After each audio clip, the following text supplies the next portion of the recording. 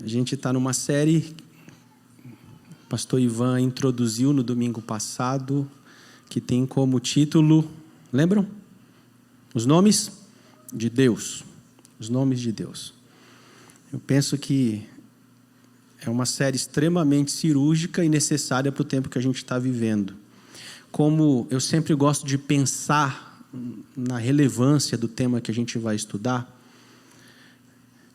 observando o nosso contexto no Brasil, fora do Brasil, no tempo que a gente está passando por aqui, eu cheguei à conclusão que esse aqui é um tema extremamente urgente para nós que estamos inseridos em uma sociedade que, desde que o pecado entrou no mundo, ela tem buscado não só diminuir, mas usurpar ou anular a autoridade do nome de Deus na história.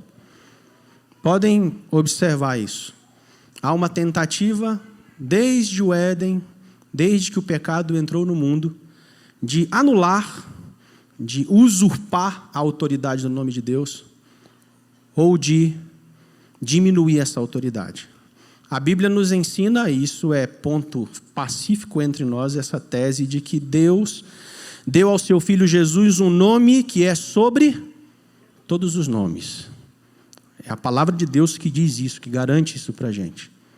O Senhor nos deu o seu Filho Jesus, que é o nome que está sobre todos os nomes. E na menção deste nome, diz as Escrituras que todo joelho se dobrará e toda língua confessará que Jesus é Senhor. Mas, infelizmente, no curso da história, na caminhada da história, o que nós vemos são homens e mais homens escanteando o nome de Deus e tentando assumir o protagonismo da história. Não é verdade?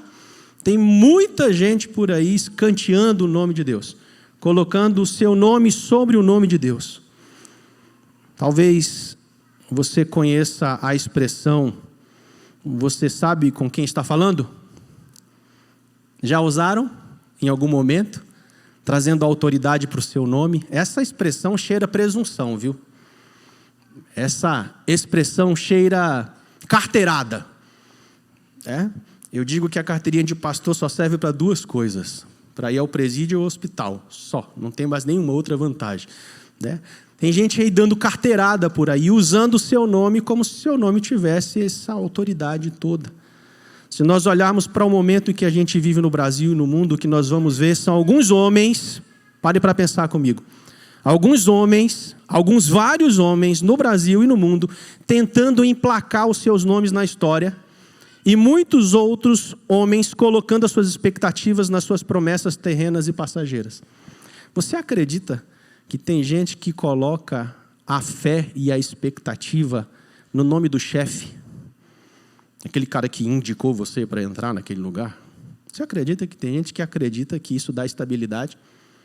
Vocês acreditam que tem gente que coloca a expectativa no nome de pastores? Quando vê o nome do pastor, ele parece que crê mais no nome do pastor do que no nome do pastor do pastor. Vocês acreditam? É possível. Vocês acreditam que tem gente que coloca as expectativas no nome das nossas autoridades, quase colocando esses homens que nós estamos acompanhando já há alguns anos nesse ativismo político no nosso país? Tem gente que coloca a expectativa no nome desses homens. Você acredita? Como se eles fossem quase que um Messias para resolver o problema do mundo. É um tema extremamente urgente. O mundo está cada vez mais cheio de pessoas assim. Pessoas que revelam por trás dos seus nomes um utópico poder cheio de protagonismo. E tudo isso porque nunca aprenderam ou esqueceram do princípio que está por trás da autoridade dos nomes de Deus. Se vocês forem lá em Gênesis, no capítulo 11, lá no verso 4, vocês vão lembrar da Torre de Babel e aparece uma situação lá que tem um nome. Diz o texto que as pessoas começaram a levantar a Torre de Babel e disseram assim: vamos construir uma cidade com uma torre que alcance os céus. Assim o nosso nome será célebre ou famoso. Vamos levantar a torre e ali está a representação do nome mais poderoso que é a nossa nação. O que é que Deus fez com essa turma? Lembra? confundiu, diz o texto, né? Ele apareceu lá. Vocês estão muito enganados. 1 Reis 17:45, enquanto Golias, lembra dessa história? Enquanto ele apresenta suas credenciais do seu nome, da sua força, das suas habilidades, e despreza Davi por causa da aparência dele, o que Davi diz ao filisteu? Lembram disso? Você vem contra mim com espada, com lança e com dardo, mas eu vou contra você em nome do Senhor dos exércitos, o Deus dos exércitos de Israel, a quem você desafiou. Tem muita gente tentando roubar a autoridade do nome de Deus. Isso acontece com a gente aqui também. Às vezes, dentro de casa, é o nosso nome que vale, é a nossa verdade que vale, e não o nome do nosso Deus. Em suma, em um tempo que nós vivemos uma guerra crescente entre nomes humanos, pessoas que buscam autoridades a partir dos seus nomes e pessoas que colocam suas expectativas nesses nomes. Veja que não é só sobre pessoas que buscam autoridade, mas pessoas que estão aqui sentadas como nós, que muitas vezes buscam autoridade nesses nomes. Estudar sobre os nomes de Deus é extremamente cirúrgico e extremamente protetivo para os nossos corações. Deus seja bendito pela escolha do pastor Eduardo, a sensibilidade em trazer esse tema para esse momento que nós estamos vivendo. Jeová Jireh é o nome de hoje. Nós vamos falar sobre mais um nome de Deus. Jeová Jireh. Quero que você saia daqui repetindo esse nome. Eu quero que você saia daqui internalizando esse nome. Eu quero que você saia daqui vivendo esse nome. Se provocando já aí no banco mesmo de aplicar o resultado das credenciais desse nome. Esse nome tem um significado. Qual é? Vamos falar junto? Deus proverá. No nosso português, a gente usa Deus no controle, né? Já falaram isso? Fica tranquilo. Deus está no controle. Frase fácil e bonita de falar quando ela não tá tão perto da gente. Para o outro é mais fácil dizer, né? Deus está no controle. Eu gosto dessa aqui, ó. Deus já está lá. O que provoca no seu coração hoje, você pensando nas suas demandas da semana, nos seus desafios, dizer que Deus já está lá? Tem coisas para resolver essa semana? Tem situações para tomar decisão nessa semana? O que provoca no seu coração dizer assim agora, Deus já está lá? O Senhor já está lá. Isso traz para o seu coração segurança? Traz conforto? Traz refrigério para o seu coração? Você já pensou como isso afeta na sua vida prática? Temos alguns irmãos que estão com dengue. E outros irmãos que passaram na nossa comunidade alguns incidentes essa semana. Aí depois que tudo passa, é bom a gente olhar para trás e lembrar, Deus estava lá. E é bom também a gente olhar para trás e ver que muitas vezes nós somos reprovados nesse teste. Porque nós sabemos que Deus está lá, mas agimos como se Ele não estivesse lá. E nesse sentido, a palavra de Deus ela é uma bênção para nos educar, nos corrigir, nos repreender na justiça e nos recolocar nos trilhos a respeito da provisão de Deus. Que efeito isso provoca no seu coração diante de tantos desafios que nós temos nesse mundo caído? Essa já é uma verdade declarada e vivida sobre as nossas vidas? Gosto sempre de frisar isso. Verdade declarada é uma coisa. Verdade declarada e vivida é outra coisa. Uma coisa é a teoria. Outra coisa é a teoria junto com a prática. Uma coisa é dizer que o Senhor é o dono do meu coração. Outra coisa é eu deixar que Ele acesse o meu coração. E eu fico esperando por Ele ali. Pensar a vida sob a perspectiva dessa credencial esplendorosa de Deus. Eu listei aqui algumas possibilidades.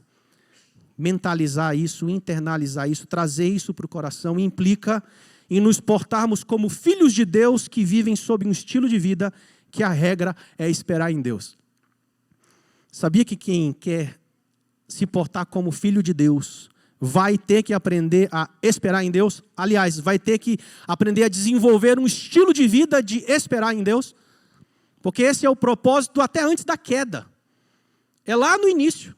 Nós fomos feitos para depender de Deus. Não existe essa possibilidade de sair dessa dependência. Entendem isso?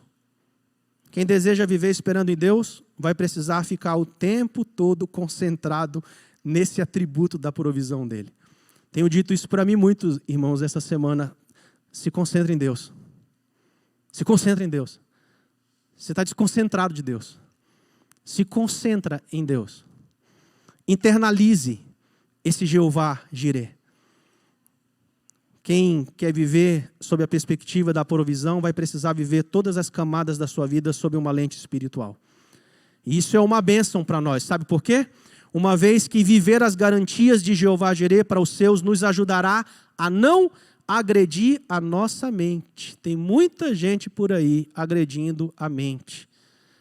Agride o coração, agride a mente, agride o corpo, porque não vive sob essa perspectiva da provisão. Vai ajudar a gente a não se antecipar a Deus. Já se anteciparam a Deus e viram qual foi o resultado?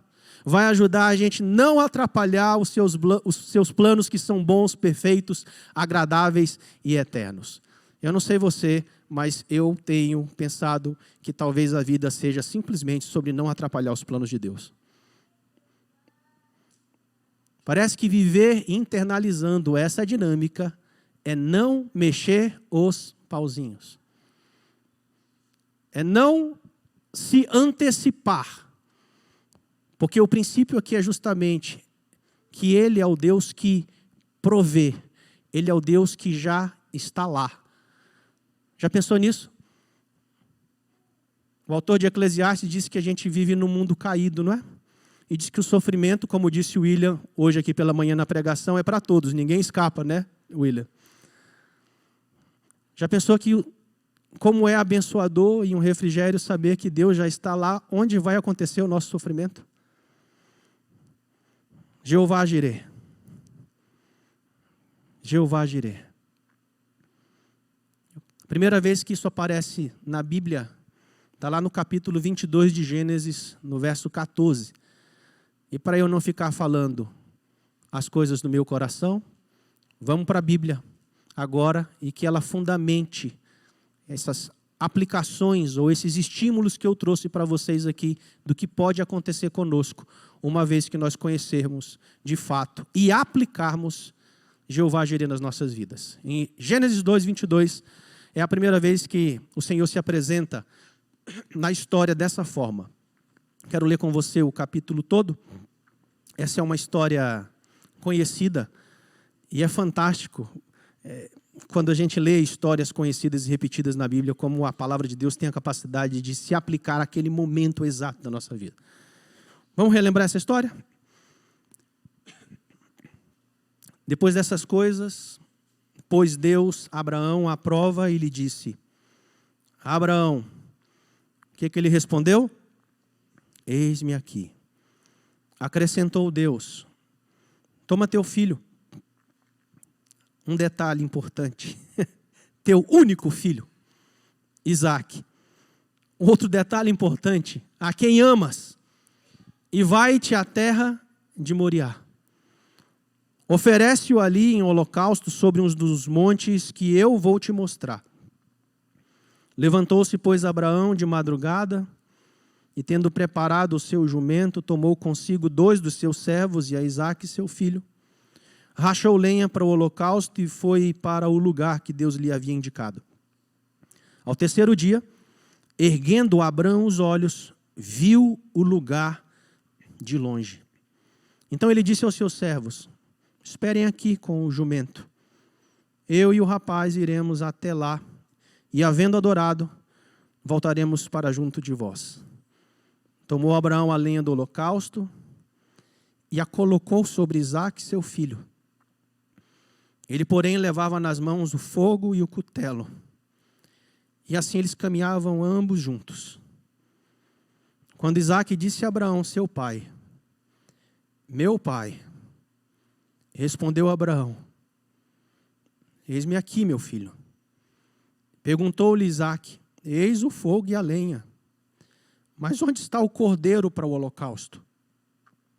Respondeu Abraão: Deus proverá para si, meu filho, o cordeiro para o holocausto. E seguiam ambos juntos. Chegaram ao lugar que Deus lhe havia designado. E ali edificou Abraão um altar sobre ele, dispôs a lenha, amarrou Isaque, seu filho, e o deitou no altar em cima da lenha. E estendendo a mão, tomou o cutelo para imolar o filho. Mas do céu lhe bradou o anjo do Senhor: Abraão, Abraão. Ele respondeu pela terceira vez: Eis-me aqui. Então ele disse: Não estendas a mão sobre o rapaz e nada lhe faças. Pois agora eu sei que tu temes a Deus, porquanto não me negaste o filho, teu único filho. Tendo Abraão erguido os olhos, viu atrás de si um carneiro preso pelos chifres entre os arbustos. Tomou Abraão o carneiro e ofereceu em holocausto em lugar de seu filho. E pôs Abraão por nome àquele lugar: Jeová Jirê, ou o Senhor proverá. Daí dizer-se até o dia de hoje: no monte do Senhor se proverá. Então do céu bradou pela segunda vez o anjo do Senhor a Abraão e disse: Jurei por mim mesmo, diz o Senhor, porquanto fizeste isso e não me negaste o teu único filho, que deveras te abençoarei e certamente multiplicarei a tua descendência como as estrelas dos céus e como a areia na praia do mar. A tua descendência possuirá a cidade dos seus inimigos. Nela serão benditas todas as nações da terra, porquanto obedeceste a minha voz. Eu diria que a chave hermenêutica, o coração desse texto aqui: porquanto obedeceste a minha voz. Então voltou Abraão aos seus servos e juntos foram para Beceba, onde ele fixou residência. Irmãos, a grande verdade desse texto é que, ao se manifestar como Jeová Jirê, Deus está nos comunicando que é parte do caráter dele prover as necessidades dos seus filhos. Entendeu isso? Quando o Senhor se mostra a Abraão e se estende a nós como Jeová Jirê, ele está nos comunicando que é responsabilidade dele, que ele é suficientemente responsável de prover as necessidades dos seus filhos. Em outras palavras, ele está dizendo que a ele cabe a provisão e a nós a dependência em uma constante postura de obediência. É isso que ele está dizendo. A gente tem algumas implicações dessa grande verdade aqui. Olhando para a história de Abraão, algumas implicações sobre a provisão do Senhor, dessa credencial de Jeová Jirê que nós podemos aprender quando nós nos concentramos em torno dessa marca do seu caráter. Se concentre aí em Deus. Primeira implicação dessa grande verdade é que Deus tem um lugar para prover as nossas necessidades. Grave isso aí. Deus tem um lugar para prover as nossas necessidades. Deus provê as nossas necessidades no lugar onde Ele designa que nós estejamos. É para onde Ele te manda. Para onde Ele te direciona. Abraão estava no lugar que Deus designou que ele estivesse. Do jeito que Deus ordenou. Na hora em que Deus mandou. Por isso, ele provou da provisão de Deus. Veja que quando Abraão responde prontamente ao Senhor, se dispondo a ir à terra de Moriá, aí nos versos 1 e 2, ele diz: Eu irei e ficarei no lugar onde o Senhor me mandou, porque é de lá que virá a provisão. É isso que está por trás dessa resposta, dessa primeira vez que ele diz ao Senhor: Eis-me aqui. E cá entre nós, meus irmãos, nós sabemos que a nossa especialidade natural, diante de situações difíceis, não é ficar parado no lugar, não é? A nossa especialidade natural é fugir desse lugar, é se mover. Me lembro que há 3 semanas, eu estava terminando uma tarde de gabinetes aqui, de encontros com alguns irmãos, e eu tinha um encontro com um casal da nossa igreja na casa deles. E fui para a casa deles. Chegando lá no estacionamento, e era o lugar que eu deveria de fato estar, a Carol manda uma mensagem para mim e disse assim: amor, o Samuel voltou a ter febre. Estava no período da dengue, né? E quem está tendo dengue aí sabe aí que os 2, 3 primeiros dias a febre vem alta e a gente fica na expectativa dessa febre passar. E quando a febre passar, parece que a gente se acalma. De repente a febre voltou. E aí eu disse assim: está na hora de viver o que eu prego. Avaliei as condições do paciente. Vai morrer? Não. Tem alguma coisa muito séria? Algo que se eu não fizer, que estiver debaixo da minha responsabilidade? Não. Fui para o carro, desci do carro. A Carolzinha, na mensagem dela, estava, na minha opinião, dizendo implicitamente, vem para casa. Estou precisando de ajuda aqui com você. Né? Queria que você estivesse aqui. E aí eu subi para a casa dos irmãos. Quando eu subi, eles perceberam que eu estava bem agitado. Quem tem filho aí sabe do que eu estou falando, né? Quem tem assim um parente mais próximo, sabe que quando é com filho a coisa aperta. Subi, os irmãos me viram agitados. E aí o esposo disse assim, pastor, pode ir lá para a sua casa. A gente marca um outro encontro. Né? A gente tem a possibilidade de marcar outros encontros. E aí eu disse para ele, meu irmão, está na hora de eu viver o que eu prego. Me deixa só um pouquinho aqui nesse lugar. Eu vou sentar. A gente senta junto aqui à mesa antes de começar o nosso encontro. E eu tenho certeza que o Senhor não está mandando eu ir para casa. Embora a minha vontade seja ir para casa. Eu acho que está na hora de ficar aqui nesse lugar. E é desse lugar, e foi desse lugar, que eu recebi a provisão de Deus. No meu coração, quando eu fui para casa, depois de 1h30 de encontro, eu soube que o Felipe, um dos médicos aqui da igreja, tinha passado lá em casa, consultado Samuel, consulta VIP. Tinha levado uma série de remédios para ele. Ainda levou remédio. E nem tive a oportunidade de me despedir do Felipe. Mas eu pude provar da provisão de Deus. Porque eu coloquei em prática aquele dia Jeová Jireh. Foi Pedro quem disse, humilhai-vos, em que posição? Em que lugar? Debaixo da poderosa mão do Senhor. E em tempo oportuno, Ele vos exaltará.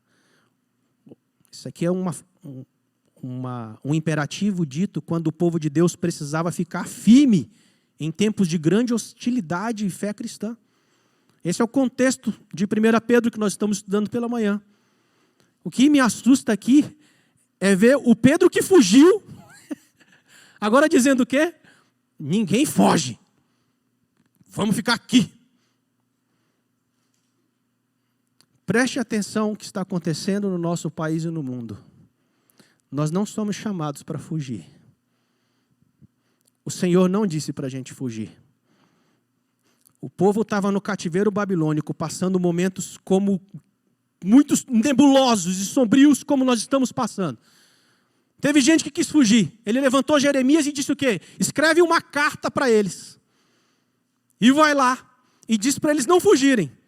Porque eu os coloquei nesse processo disciplinar e santificador. Eu vou dar graça para eles. Diz para eles ficarem lá. Diz para eles plantarem. Diz para eles criarem famílias para a geração deles, para outra e para a próxima. Ou seja, diz para eles que eles vão passar o cativeiro, a vida toda no cativeiro. Disse para eles também, não se acostumem com a cultura deles. Vivam entre eles, mas não sejam como eles.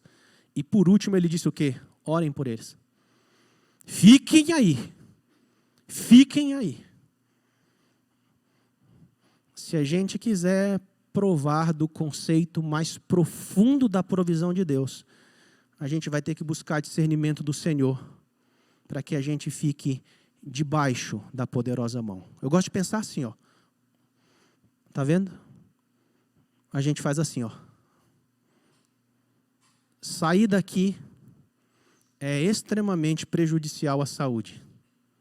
Sair daqui é nos colocar como protagonistas da nossa própria provisão.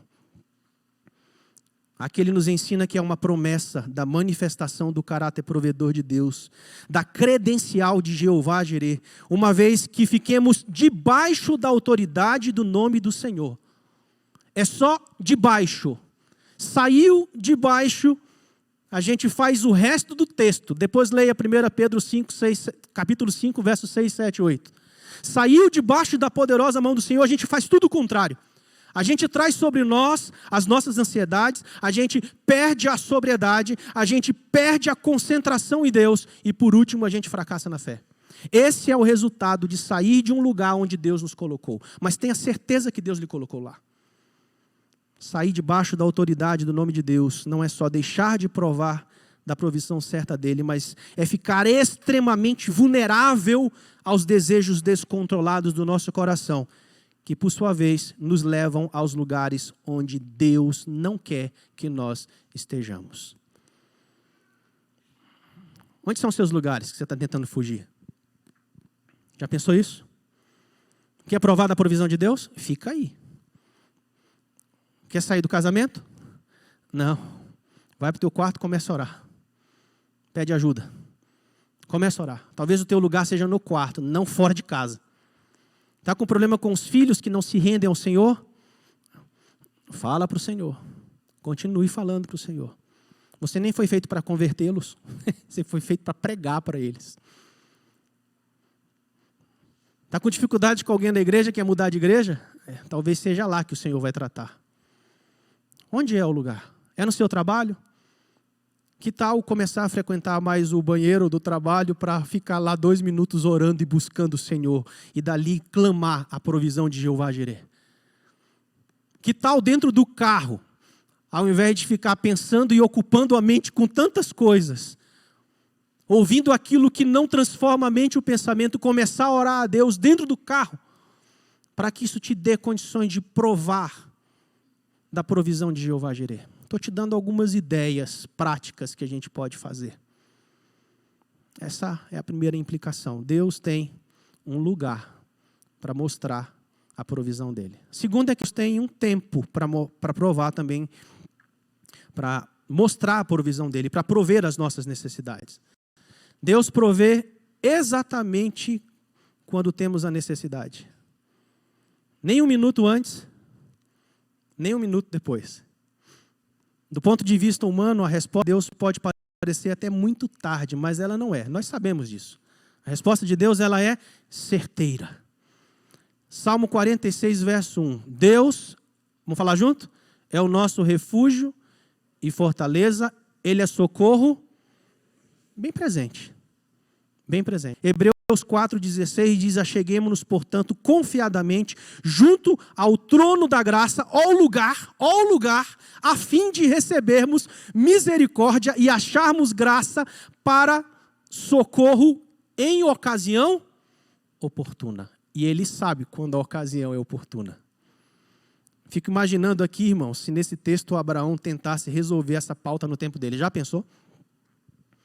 O que aconteceria se Abraão se antecipasse ao Senhor?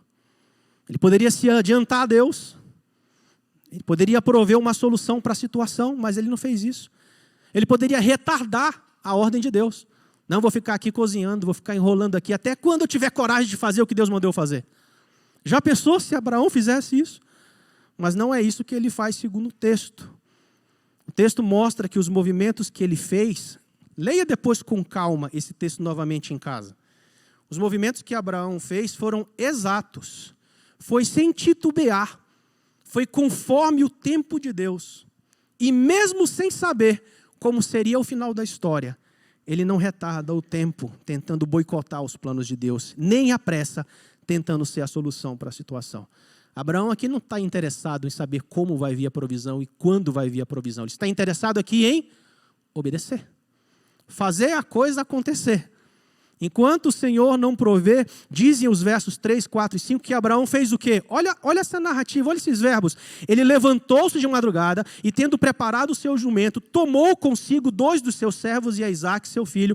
Agora ele rachou a lenha para o holocausto e foi para o lugar que Deus havia lhe indicado. Ao 3º dia, erguendo Abraão os olhos, viu o lugar de longe. Uau!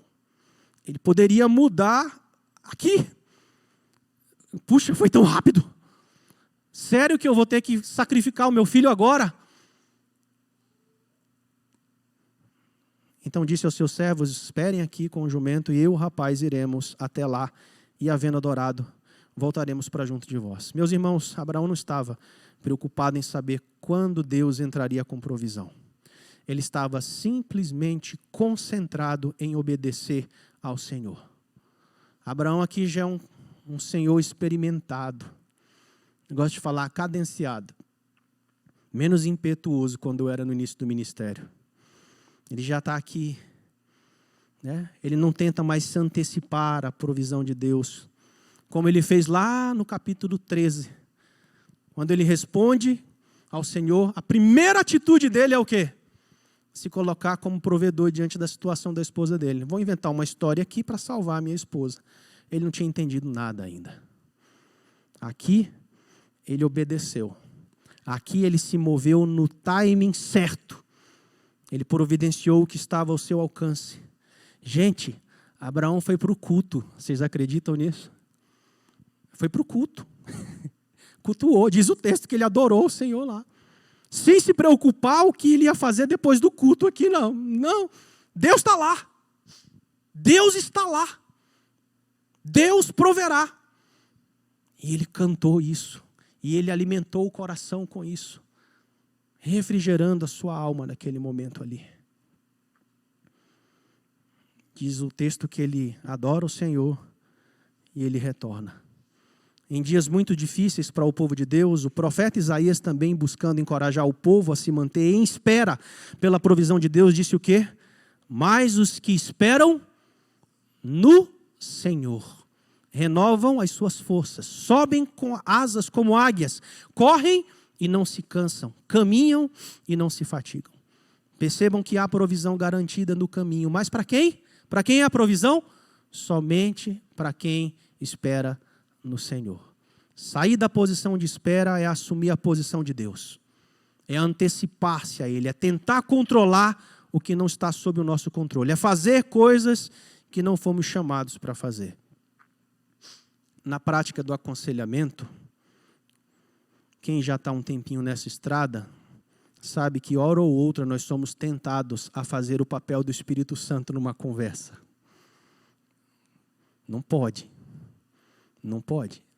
Você tem que estudar, tem que conhecer a palavra, tem que conhecer a realidade, mas não pode tomar o lugar do Espírito Santo. Às vezes a gente... Me lembro que lá no início dessa prática do aconselhamento eu ficava rascunhando um fluxograma na minha cabeça. Se ele fizer isso, eu vou por aqui. Se ele fizer isso, eu vou por lá. E não é sobre isso. É sobre esperar, de fato, no Senhor. E a provisão vem. E é surpreendente quando vem. Ele vai dando os rumos da conversa. Ele vai curando onde Ele quer curar. Ele vai segurando onde Ele quer segurar. Ele vai edificando quem discipula e quem está sendo discipulado. É fantástico esse movimento, quando a gente decide esperar de fato no Senhor. A terceira e a última implicação desse texto aqui, que nós podemos aprender de Jeová Jireh, é que Deus também tem um modo para prover as nossas necessidades. Ele tem lugar, Ele tem tempo e Ele tem modo.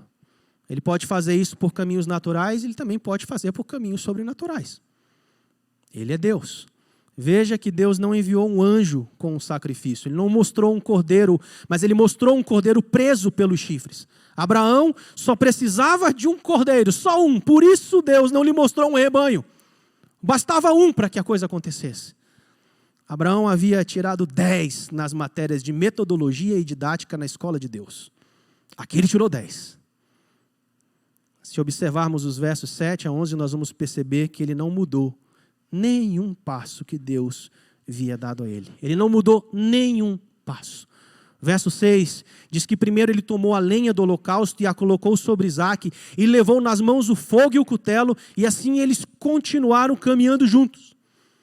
Fiquei lendo esse texto e meditando lá em casa como que é essa cena de pai e filho, o pai sabendo o que pode acontecer, o filho sem entender nada do que está acontecendo. Eu penso que essa caminhada que não é narrada em quilômetros aqui, deve ter sido longa. Pensando aqui, ao vivo e a cores, se Abraão não tivesse uma caminhada de experiências com o nome de Deus, Abraão poderia correr o risco de mudar o nome de Deus. Estou imaginando que os dois estão conversando, eles estão em silêncio aqui, tá? Estão caminhando em silêncio. Talvez um silêncio ensurdecedor na cabeça de Abraão. Ou não. Não quero pensar Abraão aqui como um super crente, como um super-herói. O texto não narra isso. Mas ele era um homem como nós. Ele falhava como nós. De repente, ele fala, não vou romper o silêncio. Eu vou continuar caminhando. Mas ele poderia romper o silêncio e escolher um plano para que o filho escapasse. Talvez assim, vai acontecer tal coisa. Se eu chegar perto, bem aqui, e não acontecer nada, você vira para o lado. Não sei. Ele poderia ter feito isso. Mas não. Ele se manteve obedecendo passo a passo. Nota 10. Nota 10. Mas para surpresa dele, o verso 7 e 8, o que acontece, gente? O menino que rompeu o silêncio. Papai, já que você não está falando nada, né? Tem filho que tem medo de perguntar as coisas para o pai, dependendo de como o pai vai responder, né? Eu quero fazer uma pergunta para o senhor, posso? Aí ele diz assim, papai, quando o filho fala desse jeito, o que o pai faz? Ele chora. Eu vi o Sam, perdeu 3 quilos com essa dengue aí. Eu tinha certeza que ele não estava bem, ele não pegou o celular nem comeu hambúrguer, irmãos. Não conseguia pegar celular nem comer hambúrguer. Fiquei até com saudade do meu filho pedindo hambúrguer. Chorei com ele. É muito ruim ver o filho numa situação como essa. Quando o filho adoece, o pai, ele sente. Olha o que ele diz, segundo o texto, meu pai. O que ele responde pela segunda vez no texto? Eis-me aqui, meu filho. Interessante a mesma resposta. Perguntou-lhe Isaac, o fogo está aí, a lenha está aí, pai. Mas me diz uma coisa, onde está o cordeiro para o holocausto? A resposta é a mesma, eis-me aqui. Na primeira, Abraão é filho. Quem fala com ele na primeira? Deus. Ele é filho. Na segunda, ele é pai. Mas ele não deixa de ser filho. Talvez ele está dizendo para o filho, sabe o nosso Deus? Senta aí rapidão. Deixa eu contar para você aqui o que ele fez até aqui. Vamos relembrar? Vamos rememorar o cuidado do nosso Deus, do nosso Pai juntos. Ele responde, Deus proverá para si, o meu filho, o cordeiro para o holocausto. Diz o texto que ambos seguiam juntos. Parece que o silêncio voltou, né? Ele responde, o meu pai, que é também seu pai, sabe o que é melhor para nós dois. Fica tranquilo que ele vai entrar com provisão. A prova que Isaac conhecia o Deus do seu pai é que ele não correu. Concordam comigo que ele podia correr? Ele é muito mais forte que Abraão. Muito mais ágil, muito mais viril. Mas ele não corre. Ele poderia fazer isso. Mas eles continuaram caminhando juntos. E o que aconteceu? De lá, eles provaram a provisão. Ficaram no lugar certo. Não se anteciparam nem retardaram o tempo de Deus. E não mexeram no modo que Deus determinou. Ele diz, eis-me aqui pela terceira vez. Diz o texto no verso 9, chegaram ao lugar que Deus lhe havia designado. Agora era a hora, né? Ali edificou Abraão um altar, sobre ele dispôs a lenha, amarrou Isaac, seu filho.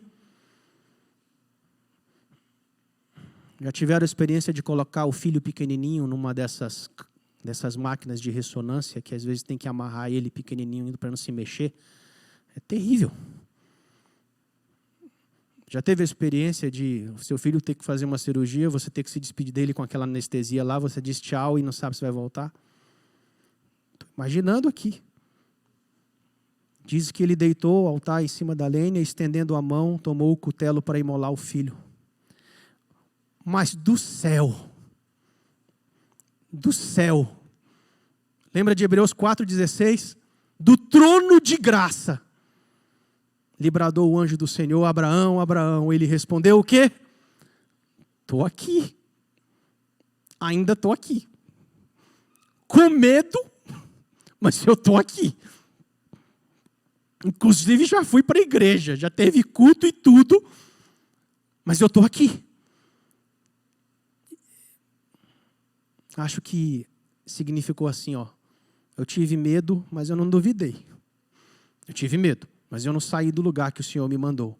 Eu não sabotei o tempo, eu não mudei o modo, eu apenas obedeci. Por isso eu estou aqui.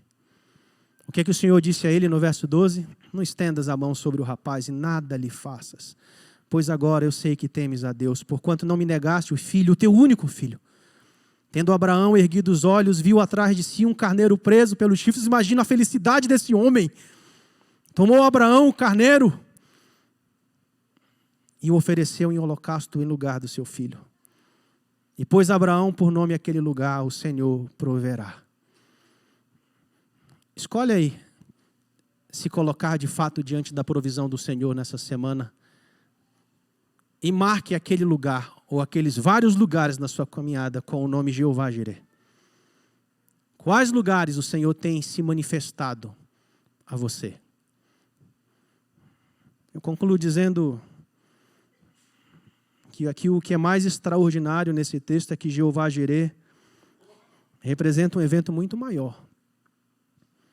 Pensando no Antigo Testamento e no Novo Testamento, esse evento ele é muito maior.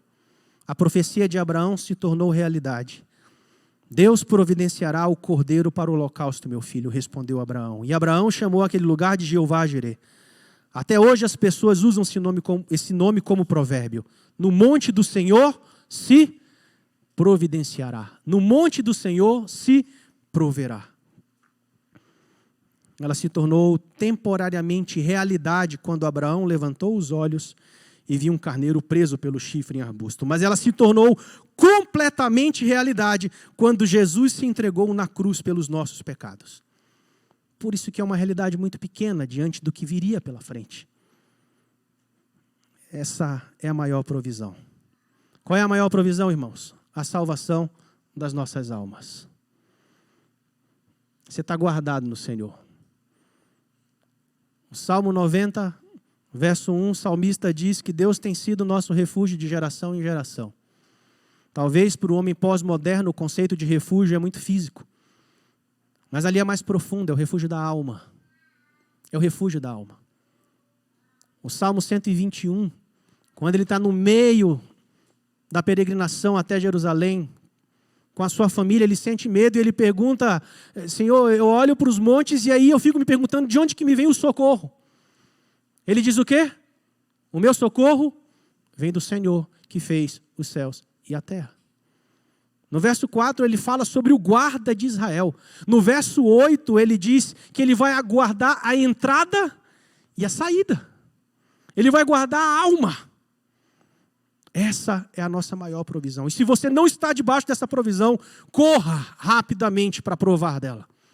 Ela tem a ver com vida eterna longe de Deus ou perto de Deus.